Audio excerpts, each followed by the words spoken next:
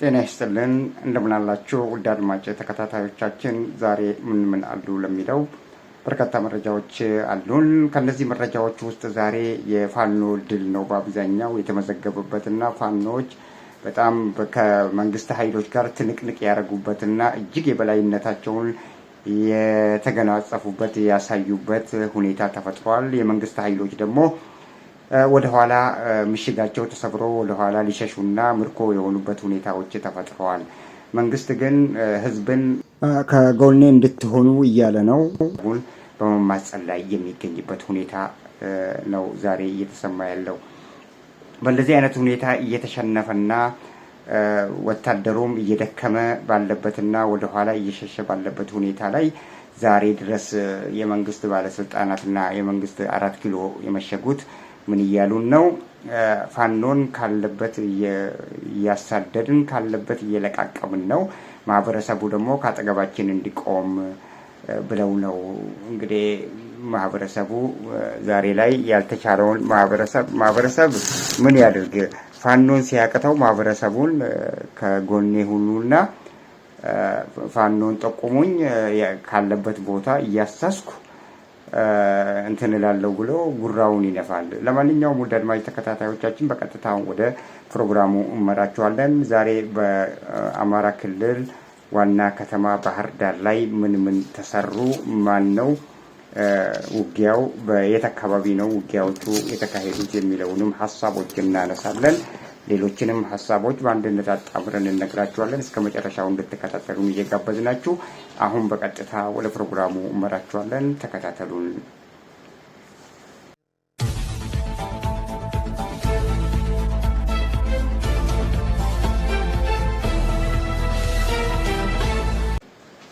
ውድ አድማጭ ተከታታዮቻችን ተመልሰን መጥተናል። በአማራ ክልል ዋና ከተማ ባህር ዳር ላይ በከባድ መሳሪያ የታገዘ ውጊያዎች ተካሂደዋል። ሐሙስ ዕለት ጀምሮ ሐሙስ ዕለት ጀምሮ እስከ አርብ ንጋቱ ድረስ ሐሙስ ማታ አካባቢ ጀምሮ እስከ ንጋቱ የነበረ ውጊያዎችም ነበሩ። ጠዋት ንጋት አካባቢ ላይ የጀመሩ ውጊያዎችም ነበሩ። ለሶስት ተከታታይ ቀናትም የቀጠሉ ውጊያዎችም እንደነበሩ ከአካባቢው የመጡ መረጃዎች አመላክተዋል። ማለዳ አካባቢ በግምት 12 ሰዓት አካባቢ ነው የሚሉት ገሚሱ 12 ሰዓት አካባቢ ውጊያ መጀመሩን ነው የሚናገሩት እማኞች። የከተማው ነዋሪዎች በከባድ መሳሪያ የታገዘ ውጊያ እንደነበረና የከባድ መሳሪያዎችን ከርቀትና ከቅርበት ይሰሙ እንደነበረ የአካባቢው ነዋሪዎች ተናግረዋል። አንድ የመንግስት ባለስልጣንም ሐሙስ ዕለት ወሬ ሲናፈስ እንደነበርና ስሙን ለመጥቀስ ያልፈለገ አንድ የመንግስት ሰራተኛ ነው ውጊያው እንደሚካሄድ ቀድሞ እንደተነገራቸውና መረጃዎች ይሰራጩ እንደነበርና በመጨረሻ ላይ እንደተባለው ጠዋት 40 አካባቢ 12 ሰዓት አካባቢ የተኩስ ልውውጥ መስማታቸውን ነው የተናገሩት። በከተማው ባሉ 3 ቀበሌዎች ውስጥ ነው ውጊያዎቹ የተካሄዱት ተብለዋል። በዚህ በባህር ዳር ዋና ከተማ ውስጥ ማለት ነው።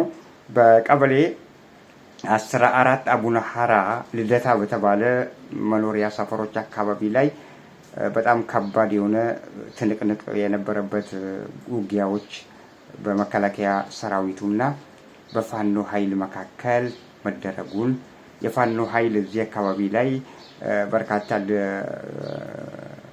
ድሎችን መጎናጸፉን ይናገራል። የመንግስት ኃይሎች ግን ፋኖን እያሳደደ ፋኖን እያሸነፈና ፋኖች እየሸሹና በየቦታው እያደኑ የተደበቁትን እያሰሱ እንደሚገኙ ነው የመንግስት ኃይል የገለጸው። ነገር ግን ከሜዳ የመጡት መረጃዎች እንደሚያመላክቱት የመከላከያ ሰራዊቱ በሽሽት ላይ እንደሚገኝና በርካታ ይዞታዎችን ለቆ እግሬ አውጪኝ ብሎ ከአካባቢው እግሬ አውጪኝ ብሎ በመሸሽ ላይ እንደሚገኝ ነው የተነገረን። በሌላ በኩል ደግሞ ሌሎች በርካታ የመከላከያ ሰራዊት አባላት እጃቸውን ለፋኖ የሰጡበትና መሳሪያዎችን ያስረከቡበት ሁኔታ ነው የተሰማው። ቀበሌ 11 አባይ ማዶ በተባለ ሰፈርም ትንቅንቁ የቀጠለበትና እስከ ጠዋቱ 4 ሰዓት አካባቢ ውጊያው የቀጠለበት ሁኔታ ተሰምቷል። በዚህ ውጊያ ላይም ሁለቱ ኃይሎች የመከላከያ ሰራዊት ምሽጉን ላለማስደፈር ሲል ባደረገው ተጋድሎ በወታደሩ ላይ ኪሳራ ሊደርስ እንደቻለ ነው እየተነገረ የሚገኘው። ምክንያቱም ምሽጌን አላስለቅቅም በማለት ባደረገው መፍጨርጨር የፋኖ ኃይሎች ደግሞ ከባድ ጥቃት ስለሰነዘሩበት ቦታውን ለቆ ለመሸሽ የተገደደበት ሁኔታ እንዳለ ነው የተነገረው። በነገራችን ላይ በእንደዚህ በሰፈር ውስጥ በተካሄደው እነዚህ አሁን ሰፈር ናቸው። በሰፈር ውስጥ ህዝብ ባለበት ማህበረሰብ ባለበት ሰላማዊ ህዝብ ባለበት ቦታ ላይ ውጊያዎች መደረጋቸው በአንድ በኩል ለህዝብ ነው ጠንቅ። እንደዚህ አይነት ውጊያዎችን ለማድረግ የሚፈልገው የብልጽግና አመራሮች ናቸው ይህንን የሚያዙት። በየሰፈሩ ውስጥ እንዲደረግ የሚያዙት እነሱ ናቸው። ምክንያቱም በመሃል የሚጎዳውን ንጹሃን እንዲጎዳ ይፈልጋሉ። ለዛ ነው ንጹሃን እንዲጎዳ በማለት ነው ሰፈር አካባቢ ላይ ውጊያዎች እንዲካሄዱ እነዚህ የመከላከያ ጄኔራሎች አዛዦች ሰራዊቱን የሚያዙት። ስለዚህ ሰራዊቱ ግዳጅ ስለሆነ ማድረግ ያለበት ምንድነው? ውጊያው ይካሄድ ከተባለ ውጊያውን ማድረግ ላይ ያለበት። በእንደዚህ አይነት ሁኔታ ብልጽግናዎች እጅግ በጣም ኮምፕሌክስ በሆነ ቦታዎች ሰው የበዛበት ሰላማዊ ሰው የሚኖርበት ሰፈር ውስጥ ነው ውጊያዎችን በአብዛኛው ውጊያዎቹ በእንደዚህ አይነት ሁኔታ እንዲካሄዱ ነው የሚፈልጉት።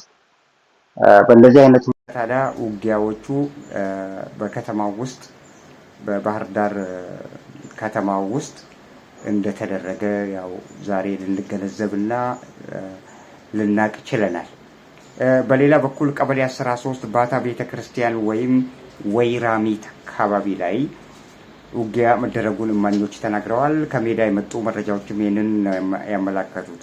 በዚህ በባታ ቤተክርስቲያን ወይንም ወይራሚት አካባቢም በጣም ከፍተኛ ትንቅንቅ የታየበት ውጊያ እንደነበረ ነው እየተነገረ የሚገኘው።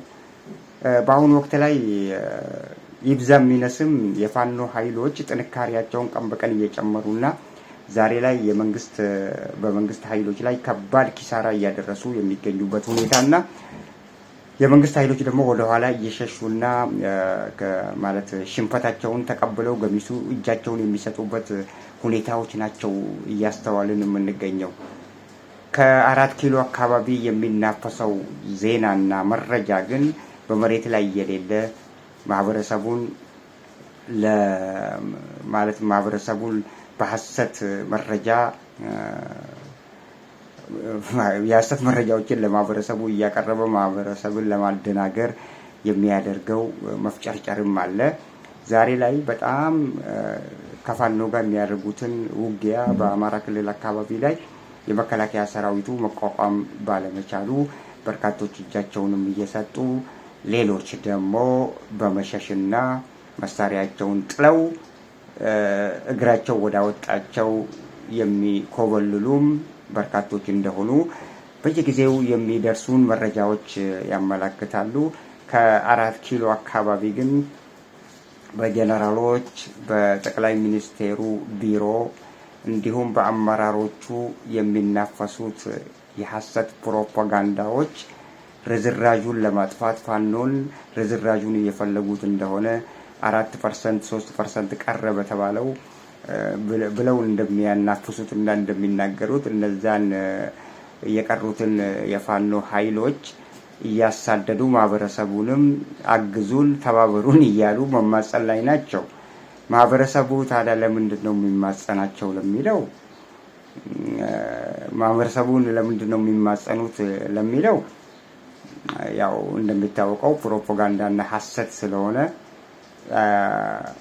ማህበረሰቡ ደግሞ ድሉ የመከላከያ ሰራዊት ሳይሆን የፋኖ ኃይሎች በአብዛኛው የሚያመዝነው ወደ ፋኖ አመራሮች እና ወደ ፋኖ ወታደሮች ወይንም ሰራዊቶች መሆኑን ነው ህዝቡ የሚያውቀው፣ ነዋሪዎቹ የሚያውቁት። ስለዚህ ህዝብን ተባበሩ ማለት እኛ እያሸነፍን ነው ህዝብ ይወቅልን ለማለት ፕሮፓጋንዳ ሲነዙ ነው። ለማንኛውም በዚህ ከንጋቱ አካባቢ የቀጠለው ውጊያ በአየር ጤና ሰፈር አካባቢ ላይ በርካታ የመንግስት ኃይሎች የተሰበሩበት ሁኔታም ተነግሯል። የመከላከያ ሰራዊቱ ለፋኖ እጅ የሰጠ እስከ 50-40 የሚሆኑ መከላከያ ሰራዊቱ አባላት የተማረኩበትና እጃቸውን ሰጥተው ለፋኖ መሳሪያቸውን ያስረከቡበት የሜዳ ውሎ ነው እዚህ አካባቢ ላይ የተስተዋለው።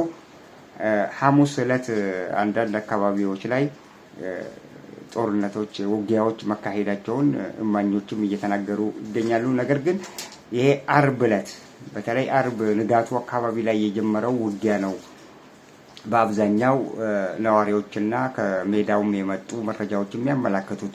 በቅርብ ርቀት ላይ የክላሽ ድምጽ ይሰማ እንደነበረ አንዳንድ ነዋሪዎች ገልጸዋል። ከንጋቱ 12 ሰዓት ተኩል አንስቶ እስከ 1 ሰዓት ከ40 የሚሉም አሉ፣ እስከ 4 ሰዓት ከ40 የሚሉም አሉ ውጊያ መቀጠሉ ተናግረዋል። በእነዚህ አካባቢዎች ላይ በከባድ መሳሪያ የታገዘ ውጊያ ነው እዚህ አካባቢ ላይ የተካሄደው ሲሉም እማኞች ተናግረዋል። ለ3 ተከታታይ ቀናት አባይ ማዶ አካባቢ ውጊያ መቀጠሉን የሚናገሩት የፋኖ አባላትና የአካባቢው ነዋሪዎችም በዚህ ውጊያ የፋኖ የበላይነትን የተጎናጸፈበትና ድል የተቀናጀበት በከባድ ትንቅንቅ ውስጥ የፋኖ ሰራዊት የመከላከያ ሰራዊትን አከርካሪ የሰበረበት መሆኑን ነው እየተነገረ የሚገኘው። የውጊያውን ኃይለኝነት የመንግስት ኃይሎች ሽንፈት ላይ መሆናቸውን መረጃ የደረሰው በ4 ኪሎ የመሸገው የብልጽግና መንግስት ደግሞ ወደ ባህር ዳር የሚደረገውን የአየር በረራ ሙሉ በሙሉ ለመሰረዝ መገደዱን ይሄ ራሱ ትልቅ ማሳያ ነው ማለት ነው። የብልጽግና መንግስት ከዚህ በፊት እንደሚያደርገው የፕሮፓጋንዳ መንዛትን፣ ሐሰት ወሬን በማናፈስ በፋኖ ኃይሎች ላይ ከባድ ኪሳራን ማድረሱን ነው በየሶሻል ሚዲያው ላይ እየገለጸ የሚገኘው። እነዚህ ሐሰት መረጃዎች የሚሰራጩት በመከላከያ ሰራዊት ላይ ከባድ የቅጣት ዱላ ሲያርፍበት እንደሆነ ለመረዳትም ችለናል። እንደዚህ አይነት ሐሰት ዜናዎች ከብልጽግና የሚናፈሱት በመከላከያ ሰራዊቱ ላይ ከባድ ጥቃት ሲደርስበትና መከላከያ ሰራዊቱ ሊቋቋመው ባለመቻሉ ወደ ኋላ ሲሸሽና እጁን ሲሰጥ በሜዳ ላይ ሽንፈት ሲደርስበት ነው። በአብዛኛው ፋኖ ላይ ኃይለኛ የሆነ አይቀጡ ቅጣት ቀጥተናቸው አሳልደን ተበታትነው ብለው የሐሰት ፕሮፓጋንዳ ዜና የሚያሰራጩት ሽንፈት ሲከናነቡ ነው በአብዛኛው ይህንን የሚያደርጉት። እኛም እናውቃለን፣ ህዝቡም አሁን እያወቀ መጥቷል። በዚህ በ3 ቀበሌዎች ቀበሌ 14 አቡነ ሐራ ልደታ በተባለ አካባቢና ቀበሌ 11 አባይ ማዶ፣ ቀበሌ 13 ባታ ቤተክርስቲያን አካባቢ እስካሁን ድረስ ትንቅንቁ እንዳለ ነው እየተነገረ ያለው እና ውጊያው በጣም የፋኖን የበላይነት በፋኖ የበላይነት እየተመራ እንደሆነ ነው ምንጮቻችን የሚናገሩት። የመንግስት ኃይሎች ግን ዛሬ ላይ ፋኖን አከርካሪውን ሰብረናል እያሉም እያናፈሱ ይገኛሉ። ውድ አድማጭ ተከታታዮቻችን ወደ ሌላ መረጃዎች እናልፋለን። አሁን የብልጽግና መንግስት አፕሮች አቮይዳንስ ውስጥ ገብቷል። ምንድነው? መከላከያ ሰራዊቱን ከኦሮሚያ ክልል እና ከአማራ ክልል አካባቢዎች ላይ ወደ ሰሜን አካባቢ አስጠግቷል። የቀረው በሚኒሻና በቀሩት የመከላከያ ሰራዊት ርዝራዦች ውጊያውን እንዲያደርጉ ነው ትዕዛዝ የተሰጣቸው። በዚህ መሰረት በአብዛኛው መከላከያ ሰራዊቱ ሰሜን ላይ ነው ትግራይን ከቦ የሚገኘው። ትግራይን የከበበበት ምክንያት ምንድን ነው የሚለውን ዛሬ እነግራችኋለን። ትግራይን የከበቡበት ዋናው ምክንያታቸው አማራ ፋኖን እየረዱና ለአማራ ፋኖ ጥይትና መሳሪያ እያቀበሉ ነው። የትግራይ ኃይሎች ከአስመራ የሚመጣውን መሳሪያዎችና ይሄንን በማቀናበር የሚታወቀው የግብጽ መንግስት ነው ወደ ኤርትራ ያሻግርና ኤርትራ ደግሞ የኤርትራ መንግስት ደግሞ ሻቢያ ለትግራይ ክልል ያቀብላል። የትግራይ ክልል ደግሞ ለነዚህ ለፋኖ ለተባሉ መሳሪያዎችና ጥይቶችን እያቀበሉ ይገኛሉ ብሎ ነው መንግስት የሚከሰው። ሁኔታው ግን ውስብስብ የሆነበትና መረጃዎቹን ትክክለኝነት ለማወቅ ወይ ደግሞ የሁለቱን ኃይሎች ግንኙነት ለማቋረጥ የታሰበና የታለመ ከበባ ነው ትግራይ ላይ የተካሄደው። አሁን በትግራይ ላይ ከበባው የተካሄደው ዋና ምክንያት መሳሪያዎቹ ሊክ አድርገው ከኤርትራ መጥተው በትግራይ ውስጥ አልፈው ለፋኖ እንዳይደርሱት ነው ከበባውን ያደረገው። አሁን በዚህ ይሄንን ሲያደርግ መከላከያ ሰራዊት ይሄንን የብልጽግና መሪ ይሄንን ሲያደርግ ከፋኖ ጋር የሚዋጋውና ሌላ ከኦላ ጋር የሚዋጋው ሌላ አካባቢ ላይ ውጊያ ያለው ውጊያ መቋቋም አቅቷቸዋል። ከኦላ ጋርም እንደዛው ነው፣ ከፋኖ ጋርም እንደዛው ነው። መቋቋም ሲያቅታቸው ደግሞ አሁን አፕሮች አቮይዳንስ ውስጥ ገባ። ምን ላድርግ? ይሄንን የከበበውን ወደዛ ልመልሰው እንደገና ሰራዊቱን ከሰሜን እዝ ወደ ግንባር ላሻግረው እያለ በማመንታት ላይና ሁለት ሀሳብ ሆኖበት አንደኛውን ማድረግ ይፈልጋል፣ አንደኛውን ደግሞ አቮይድ ማድረግ ይፈልጋል። በእንደዚህ አይነት ሁኔታ ውጥረት ውስጥ ነው ያለው። አሁን ባዶ ሆነዋል። የመከላከያ ሰራዊቱ ባዶ በሆነበት አካባቢ ላይ ደግሞ ፋኖ የበላይነቱን እያሳየ ምሽጉን ሁሉ እየሰበረና እያለፈ ይገኛል። ምሽጉን እያለፈና እየሰበረ የሚገኘውን ፋኖ መግታት ያልቻለው የመከላከያ ሰራዊቱ ርዝራጅና ሚሊሻዎቹ ከአብይ መንግስት እንትን እየተጠበቀ ነው። አሁን አብይ ግራ ገብቶታል። ምን ላድርግ? ሰራዊቱን ልመልሰው ወይስ ምን ላድርግ እያለ ነው። እና በእንደዚህ አይነት ሁኔታ አጣብቂኝ ውስጥ ገብቷል። እሱ ግን ያንን ወታደሩን መከላከያ ሰራዊቱን እዛ አካባቢ ያሰፈረው ምክንያቱ ምንድነው? ሁለቱ ኃይሎች ግንኙነት እንዳያረጉ፣ በዚህ ውስጥ የትግራይ ቲዲኤፍ ሰራዊት ደግሞ ተቀላቅሎ ከፋኖ ጋር ገብቶ ጥቃት እንዳይሰነዝር። ትልቁ የሚፈራው ዛሬ ላይ የመከላከያ ሰራዊቱ ሽንፈትን እየተከናነበ የሚገኘው እንደዚህ አይነት የትግራይ ኃይሎች ተደባልቀዋል የሚል መረጃዎች በአብዛኛው ይደርሱታል ለመከላከያ ሰራዊቱ። መከላከያ ሰራዊቱ የትግራይ ኃይሎች አሉ ሲባል ደግሞ ይደናገጣል። ውጊያውን ራሱ አይችልም፣ መሯሯጥ ይጀምራል ማለት ነው። በእንደዚህ አይነት ሁኔታ ነው እንግዲህ ሞራሉም መከላከያ ሰራዊት ሞራሉም እየተሰበረና እየፈራ ያለበት ሁኔታ ድንጋጤው የሚመጣው ከራሳቸው ነው በነገራችን ላይ። ምክንያቱም በዜናና በየፌስቡኩ በየሶሻል ሚዲያው መንግስት የሚነዛው ነገር ምንድነው? የመከላከያ ሰራዊቱን የሚዋጉት ሌሎች የትግራይ ኃይሎችና የውጪ ጽንፈኞች የውጪ ኃይሎች ባንዳና ባዳዎች ናቸው የሚወጉም ብሎ በአብዛኛው በፕሮፓጋንዳ ስለሚነዛና በየፌስቡኩ ላይ ስለሚያስቀምጠው የመከላከያ ሰራዊቱ ሳይኮሎጂካሊ የተቀረጸበት ታዲያ ምንድነው? እነዚህ በሶሻል ሚዲያ በየሶሻል ሚዲያው የሚነዙ ወሬዎች ናቸው እንዲፈራና እንዲሸነፍም እያደረጉ የሚገኙት። እነሱ ግን ሳይኮሎጂካሊ ሰራዊቱን በሰራዊቱ ውስጥ ፍርሃትና እንትን እየለቀቁበት እንደሆነ አልተረዱም። እና በእንደዚህ አይነት ሁኔታ አሁን መከላከያ ሰራዊቱን ከዛ ከሰሜኑ ወደ ኦሮሚያ ክልልና ወደ አማራ ክልል አካባቢ ለማሸጋገር ይፈልጋል። እዚህ ደግሞ ክፍተት ይኖራል። አሁን መሳሪያ ይቀባበላሉ ለሚለውና የቲዲኤፍ ኃይል ደግሞ ሰርጎ ገብቶ ከፋኖ ጋር ተቀላቅሎ ውጊያ ሊያደርግ ይችላል የሚል ትልቅ ስጋት አለ። ኤርትራንም በሌላ በኩል እየፈራ ነው። የኤርትራ ሰራዊትም ገብቶ ከፋኖና ከትግራይ ጋር ተደባልቆ ውጊያ ሊያካሄድ ይችላል። በየጊዜው ይህን ነገር ሲናገሩትም ሰምተናል። ፋኖዎች ብቻ አይደሉም የመከላከያ ሰራዊቱን እየገጠሙ የሚገኙት። የኤርትራ ሰራዊትም አለበት ድንበር እየተሻገረ ቲዲኤፍም አለበት ብሎ ነው እየተናነቀውም ቢሆን ሲናገር የምንሰማውና የምናየው። ስለዚህ በእንደዚህ አይነት ሁኔታ ነው መንግስት አሁን ሽብር ውስጥ ገብቷል። ለራሱ ተሸብረዋል። ምን ማድረግ እንዳለበት ግራ ተጋብተዋል። ወዴት ሊሄድ እያለ ነው። በእንደዚህ አይነት ሁኔታ ያለን መንግስት እንዴት ማሸነፍ አይቻልም ለሚለው በቅርብ ጊዜ የምናየው ይሆናል። እሱ አንድ ሰው አንድ ኃይል ወደ ሜዳ የሚወጣው ወደ ውጊያ የሚገባው ለህልውናው ሲል ነው። የመንግስት ጭቆና ሲበዛበት ነው።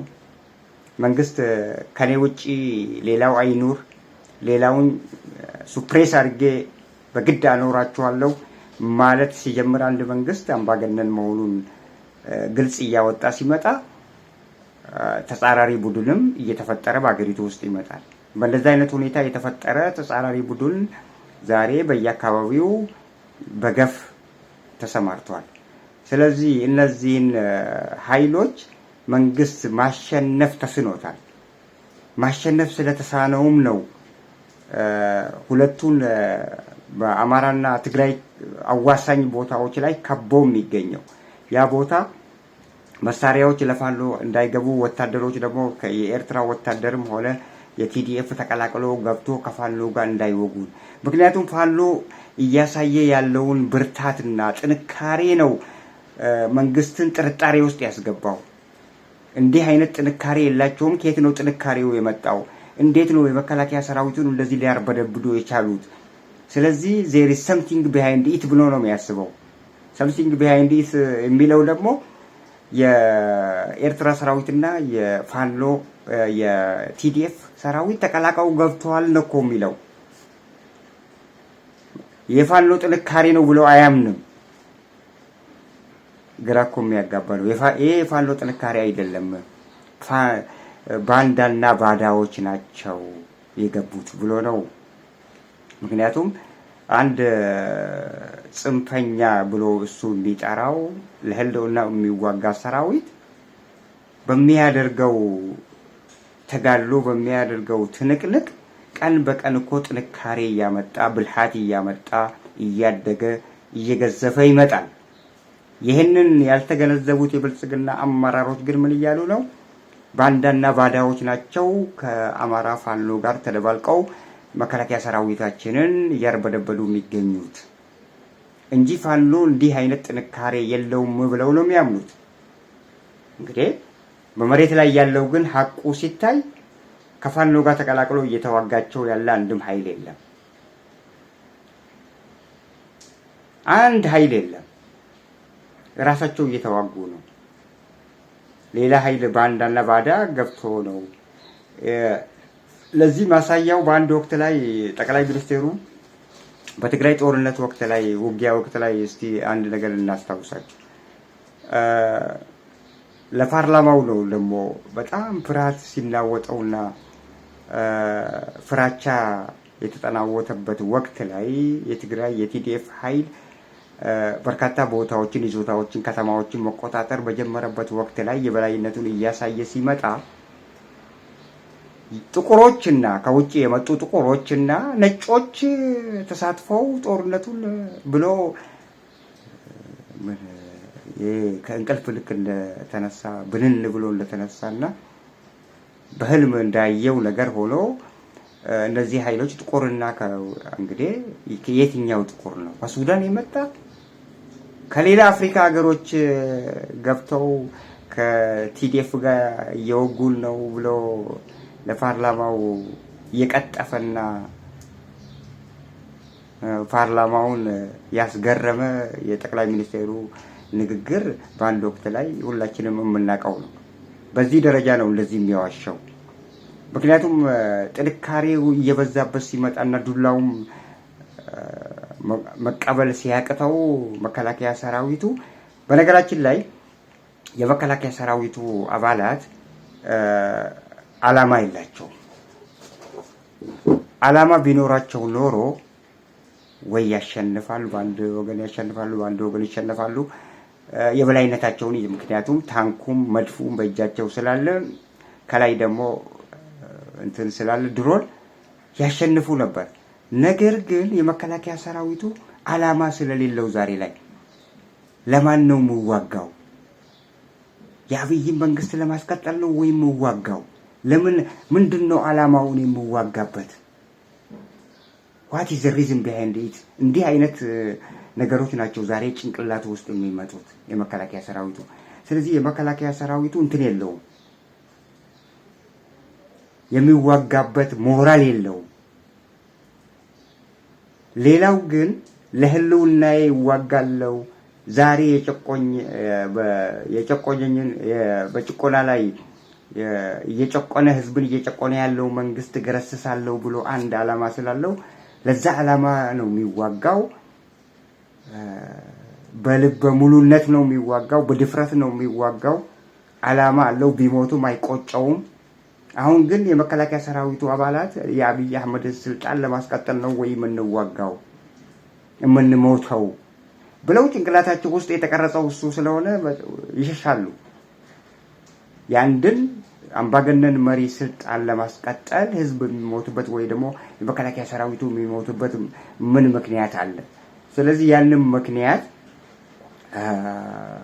መከላከያ ሰራዊቱ ያንን እንደ ምክንያትነት ቆጥሮ ወይ እጁን ይሰጣል ወይ ወደ ኋላ ይሽሻል ወይ መሳሪያውን ጥሎ እግሩ ወደ አወጣው አካባቢ ይሄዳል፣ ይሸሻል። በቃ ከሰራዊቱ ተለይቶ እግሩ ወደ አወጣው ይሰደዳል።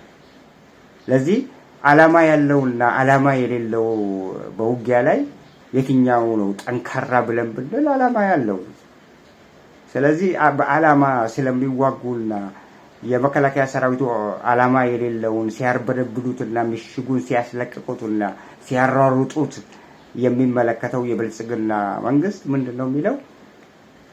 ከነዚህ ኃይሎች ጋር የውጭ ኃይሎች ተደባልቀው ባንዳና ባዳዎች ተደባልቀው እየወጉን ነው ብሎ በእንትን እኮ በገስ ነው የሚያወራው።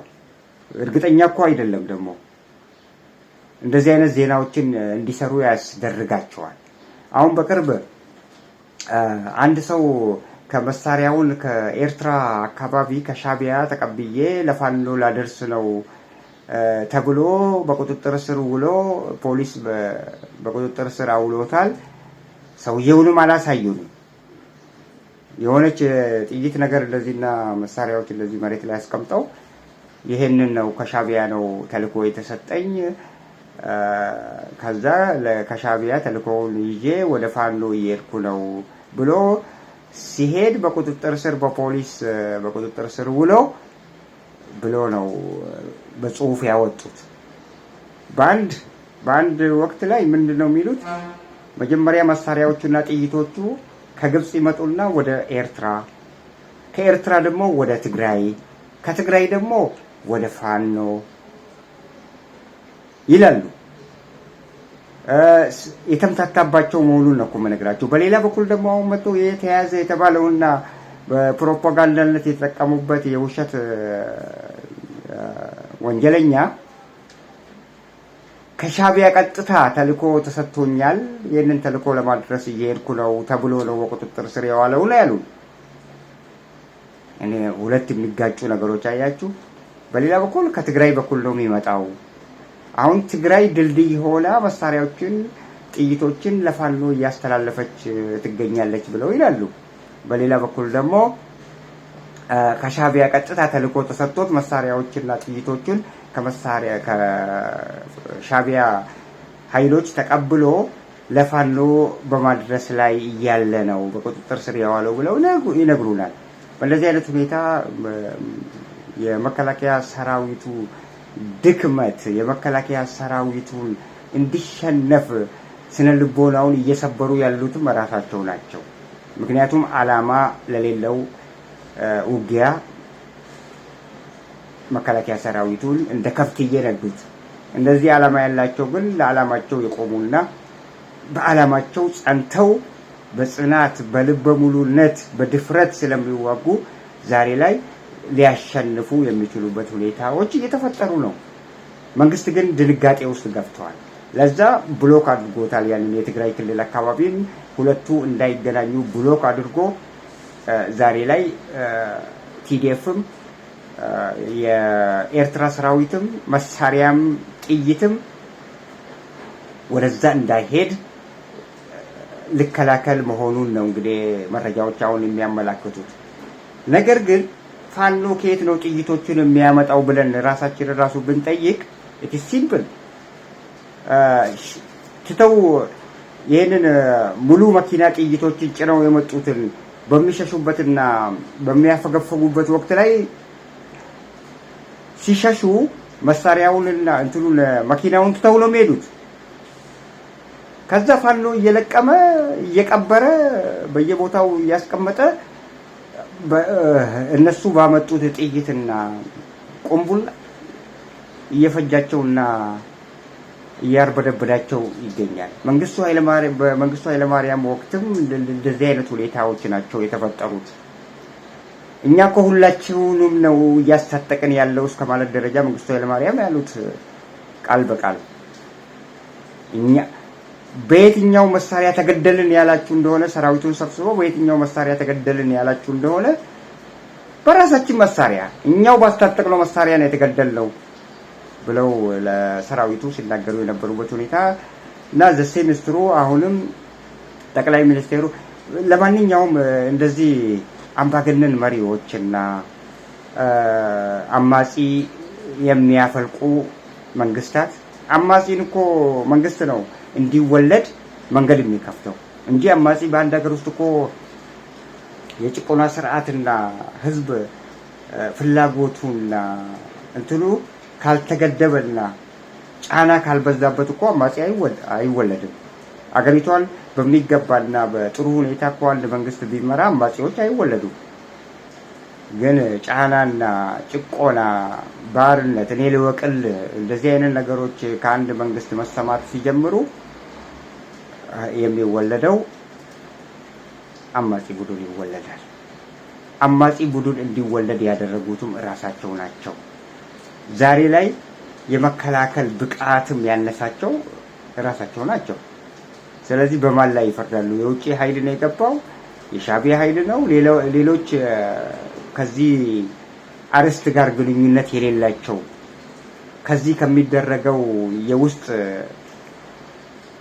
ጦርነትና ውጊያ ምንም አይነት እንትን የሌላቸው እጃቸውን ማስገባት ይቅርና ሀሳቡም የሌላቸውን ኃይሎች ነው ዛሬ የከሌ ነው የውጭ ኃይሎች ናቸው፣ ባንዳዎች ናቸው፣ ባዳዎች ናቸው ብለው የሚያስወሩት።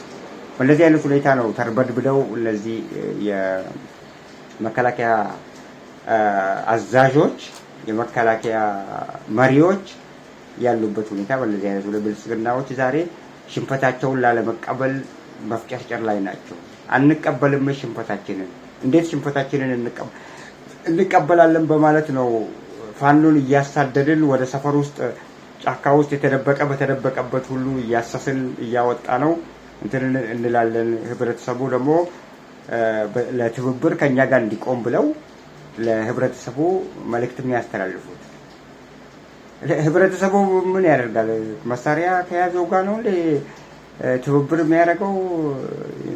ህዝብ ጉደኞች ናቸው። እና በእንደዚህ አይነት ሁኔታ የተፈጠሩ የውስጥ ችግርን እልባት ላለመስጠት፣ በሰላማዊ መንገድ ላለመፍታት በጉልበት አንበርክኬ እያንዳንዱን ጸጥ ረጭ አስደርጌ ረግጬ እገዛቸዋለሁ የሚለው የጉልበት አካሄድ ነው ዛሬ አገሪቷን ትርምስምሷን እያወጣት ያለው።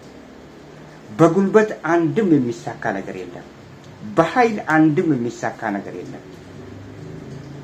በሰላማዊ መንገድ በፍቅር የሚሳካ ነገር ይሳካል።